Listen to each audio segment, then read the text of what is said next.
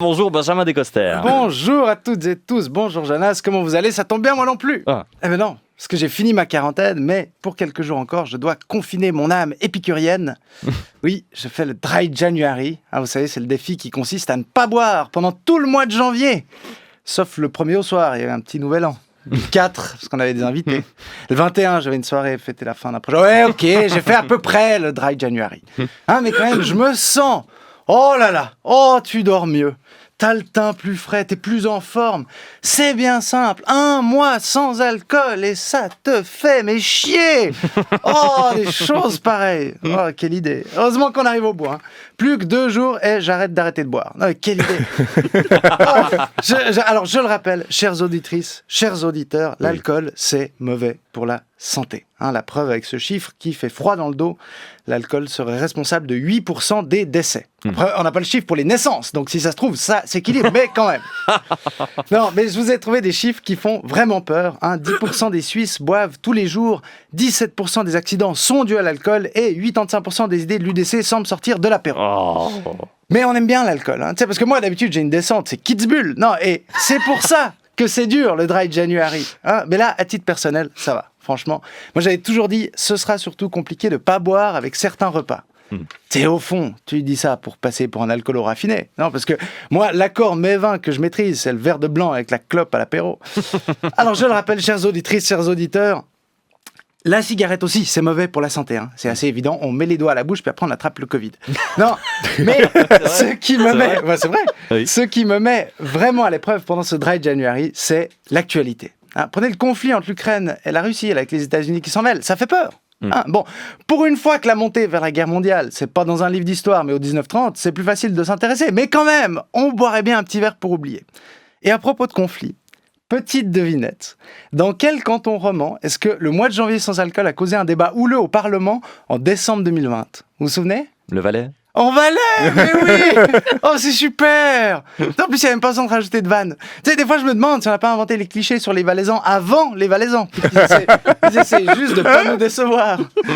Non, mais c'est vrai que la question se pose. Est-ce qu'il faut inciter à moins boire ? Parce que d'un côté, tu as la droite qui dit que c'est une question économique, parce qu'on est dans un pays viticole et qu'il faut défendre le terroir.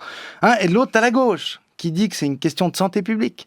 Ouais, moi, je crois pas qu'ils sont objectifs. Tu sais, parce que quand tu bois, t'aimes tout le monde, tu crois que tout est possible, tu veux dépenser de l'argent que t'as pas et tu t'en fous si t'es habillé n'importe comment. Ouais, bourré, on est un peu tous socialistes.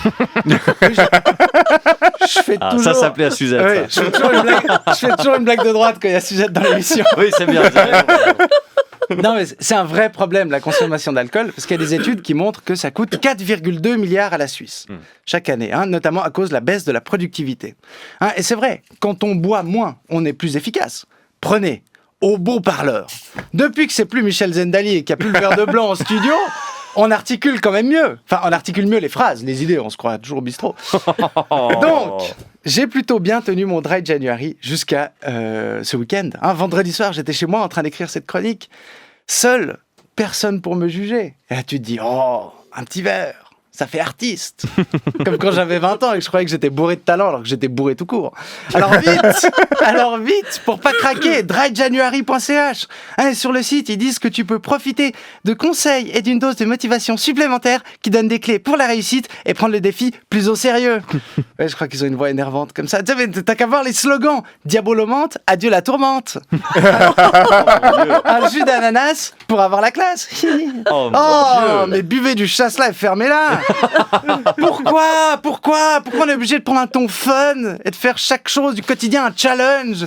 Tu sais, on trouve que les religions c'est ringard, alors on fait un carême mais avec un hashtag et le sourire. Oh, vivement la 3e guerre mondiale. Donc vous voyez, j'étais un peu fâché contre le Dry January, jusqu'à ce que je remonte assez loin dans leur profil Instagram pour tomber sur leur publication de l'an dernier. Je vous vois venir. Ça va, Jonas ? Vous voyez où je veux en venir, En tout cas, à l'époque, ils avaient des ambassadeurs qui donnaient de très bons conseils. Extrait. Faut pas finir par boire le gel hydroalcoolique qui sert à désinfecter nos mains. On a besoin de cet alcool pour notre santé. Mais c'est quoi ce message de prévention ? Mais c'est dans les garderies qu'on dit qu'il faut pas boire le gel. Et surtout, est-ce qu'on peut revenir sur cette deuxième phrase ? On a besoin de cet alcool pour notre santé. Mais imaginez si quelqu'un sortait cette phrase de son contexte pour la diffuser sur le service public à 1 heure de grande écoute. On a besoin de cet alcool pour notre santé. Bref, on en rigole, mais c'est toute l'année qu'il faut faire un peu gaffe. Oui. Hein, on peut oublier sa soirée de temps en temps, mais il faut se rappeler que l'alcool, ce n'est pas que festif. Ça rend parfois ivre de violence. Ce n'est pas qu'un liant social, ça brise des vies. À titre personnel, je l'ai déjà vu de près et je ne le souhaite à personne. Même s'il y aura toujours des gens pour vous répéter que... On a besoin de cet alcool pour notre santé. Voilà, bonne émission.